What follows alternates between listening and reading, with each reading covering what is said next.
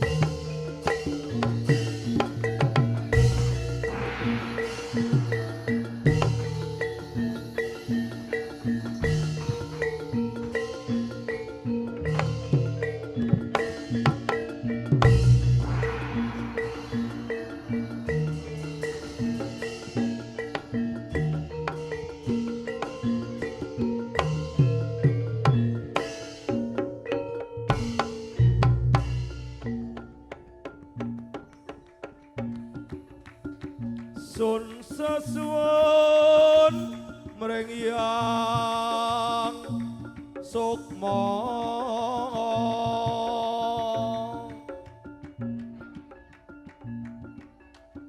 Jokalotra nyuwun welas ing patuko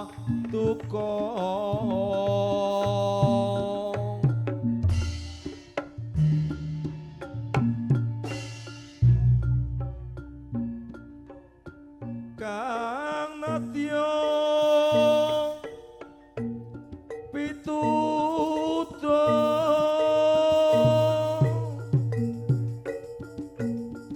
dumateng mring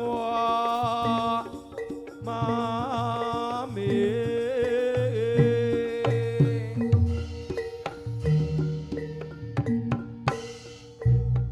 Jokalotra nyuwun tambahing pangestu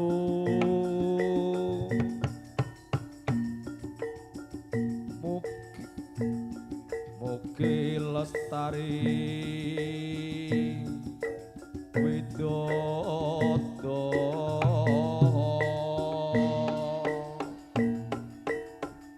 pundi paran kembong ami jaya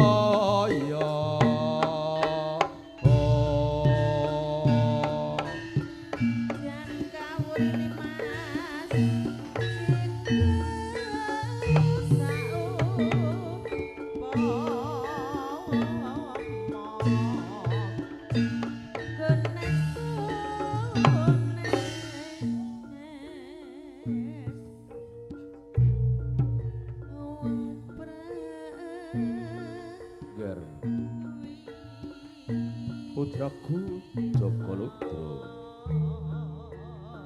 iki dina siraja Sukawa ing kalih ya Ger mangerti yo iki dina sira jangkana lagu ira ngalur mulon paranika ing samonggone sira bakal nemahi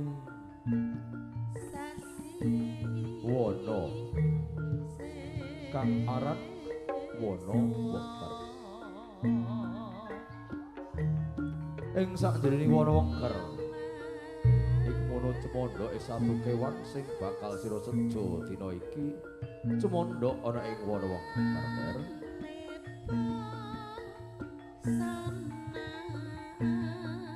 sak banjure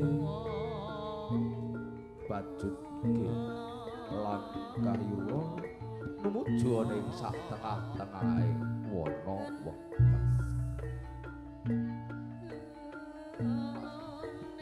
ana ing sak tengah-tengahe wana wengker sira bakal nemoni guwa kang aran guwa Lodaya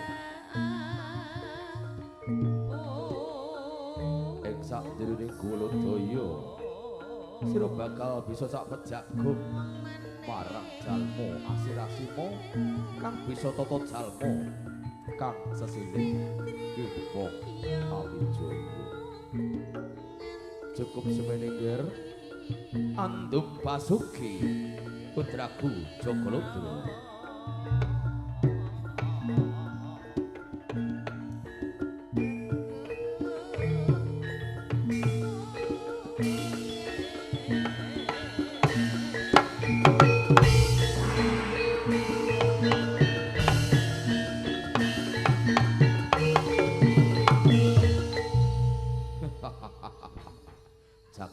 Bathara Gopedara bombo ngrasane atiku dina iki Kakang para cantrik-cantrik ning pertapan Kebang tinatar kene anggonku nyawijeke marang Gusti kang ngarep jagat ana ing sak ndhuwure watu gilang sak ngisore wit lo kang mangklung daya ngalor ngetan sak tengah-tengahe leben kanton trewaja swara sing tak tampa iki dina ingsun kudu njangkana lagu ingsun numuju ana ing wana wengkar mula sangka kuwi Kakang para cantrik-cantrikku ning pertapan Kebang Tinatar aja nganti sulaya ayu derekno anggonku numuju ning wana wengkar Kakang Senika dawuh monggo Gusti kula dherekaken Jengkar Paduka. Sumangga kula dherekaken Jengkar Paduka Gusti. Sumangga kula dherekaken Gusti. Bagus Kakang, yen mangkono padha cancut taliwonda reten madya bala sacukupe Kakang. Kapiyarsa swaraningipun lero mbake samudra.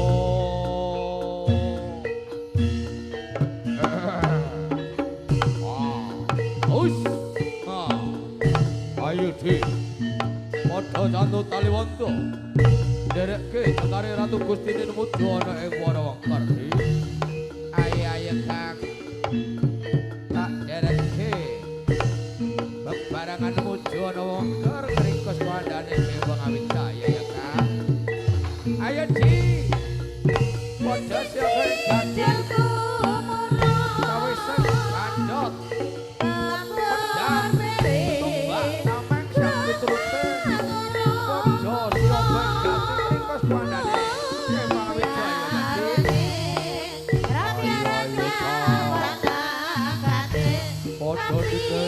Jengkare Ratu Gustine numuju ana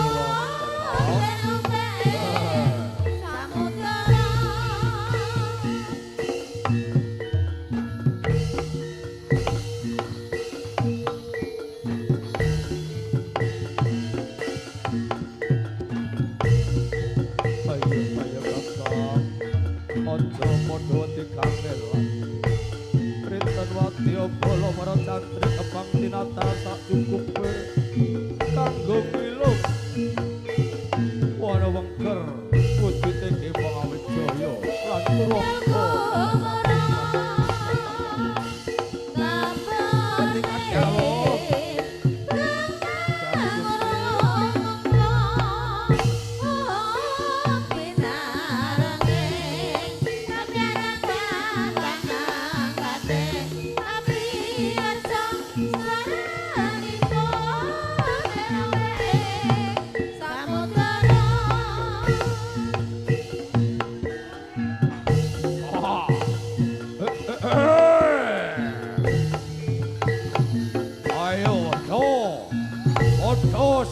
Kati padha lumebu ana ing wana wengkar dina iki dikila para turangga ae padha mlumpuk turangga ana ing sabareng-barenge wana wengkar.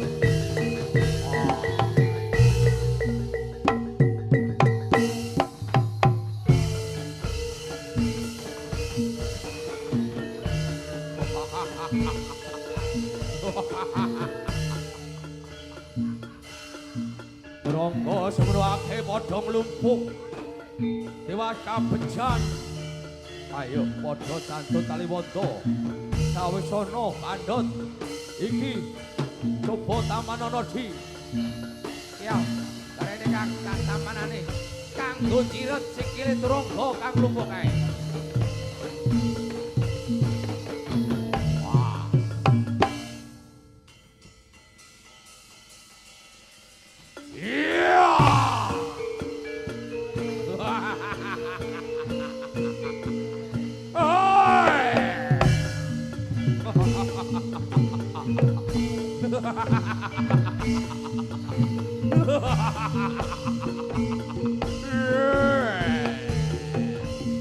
Padha sioke kati aja nganti kleno turangga lolos saka kapan kete.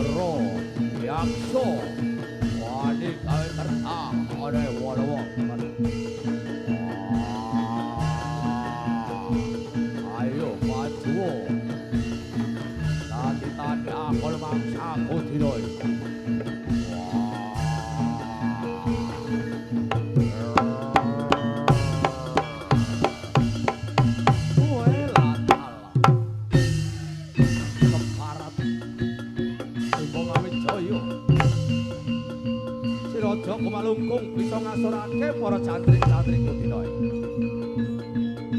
Waspadakno ketaman ajiku gemolo geni lembur dene mangastuti dina iki. Wah, aus. Wah. Modar. Ayo maju satrio bagus.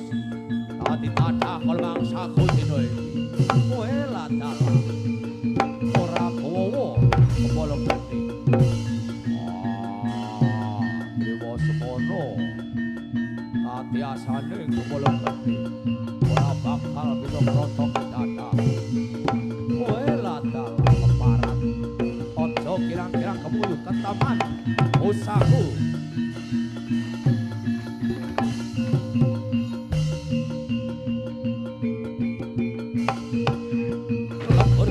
Lembur dene wangastuti dina iki. Trimo semono kasektene kepala geni lan lembur sakati. Kowe ladal aja kirang-kirang kemuyu coba waspadakno pedhang kang pamrih kencana kang bakal mungkasi kricamu dina iki Bima Wijaya.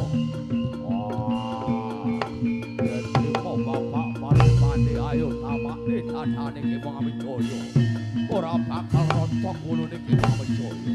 Kowe ladal aja kirang-kirang kemuyu Bima Wijaya. Trimo semono usahamu menangkap kapan bencana. Kowe ladal aja sesumbar Bima Wijaya coba wapadakno pedhang kang pamrih kencana kang bakal mungkasi krijane. Wah, aduh Cokolodro,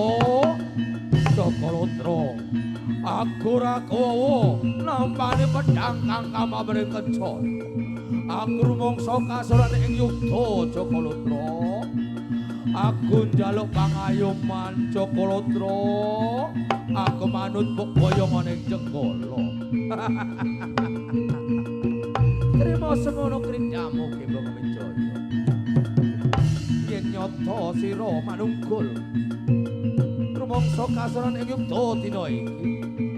Njaluk pangayoman bakal tawe pangayoman.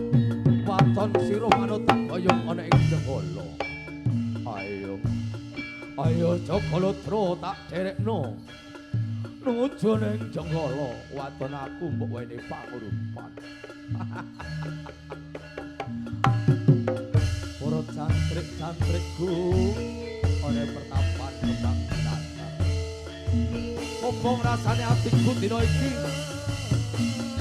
bisa manunggulke turangga cacahe 144 lan jalma asir-asir kang bisa toton sapa.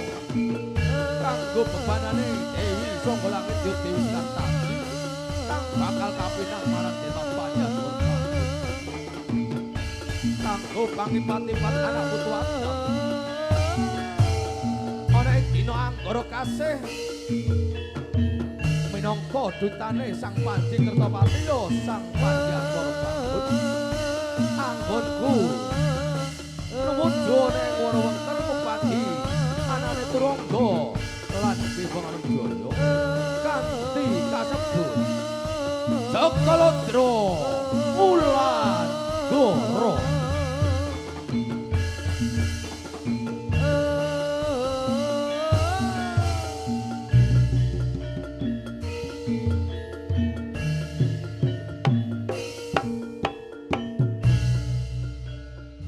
Dun, kau lo dun.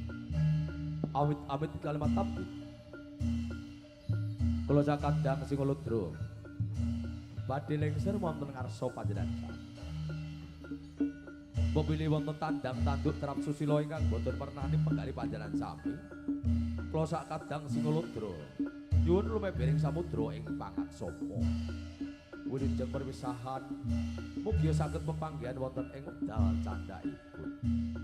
Usana cekap semanten atur kawula wabillahi taufiq wal hidayah. Wassalamualaikum warahmatullahi wabarakatuh. Nuwun kawula nuwun.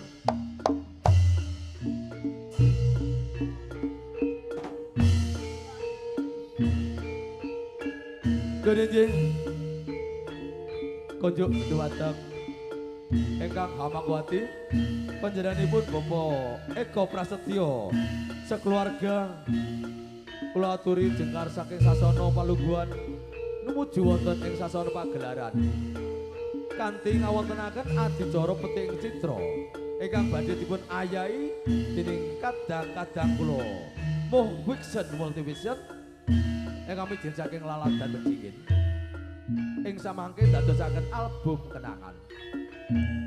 Monggo sepindah malih kula bali konjuk katur dhumateng Bapak Eko Prasetyo sekeluarga. Semoga Bapak kula aturi jengkar saking sasana palungguhan numuju wonten ing sasana pagelaran. Ngawontenaken adicara petik citra ingkang badhe dipun ayahi dening kadang-kadang kula supaya lestari ingkang dipun sungkuyung kalian kadang-kadang kula panci audio. Monggo Budi dereke pun wayah budaya agung melestari ning bangsa sekalian keluarga. Strategi wawasan identitas Jawa Tengah.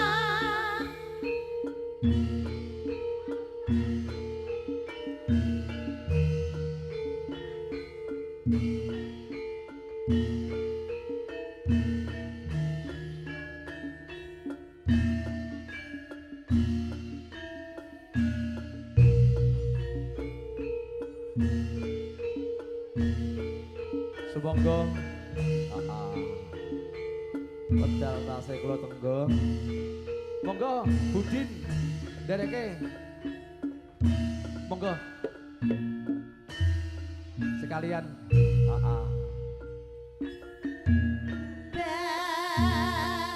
Pancakatra ideologi Pancasila Aditoro Peting Citra keluarga ageng Bapak Eko Prasetyo.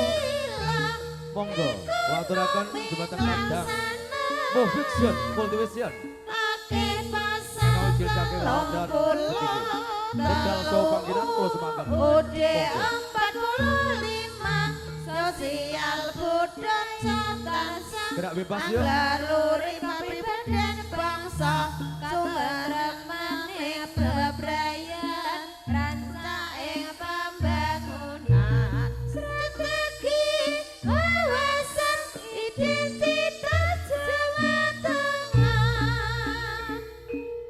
Matur nuwun konjuk katur dhumateng ingkang hamangkukati panjenenganipun Bapak Eko Prasetyo sampun kersa gelar karyanipun Singalodra wonten Bali Wisma panjenengan wonten kalundangan dalu mriku.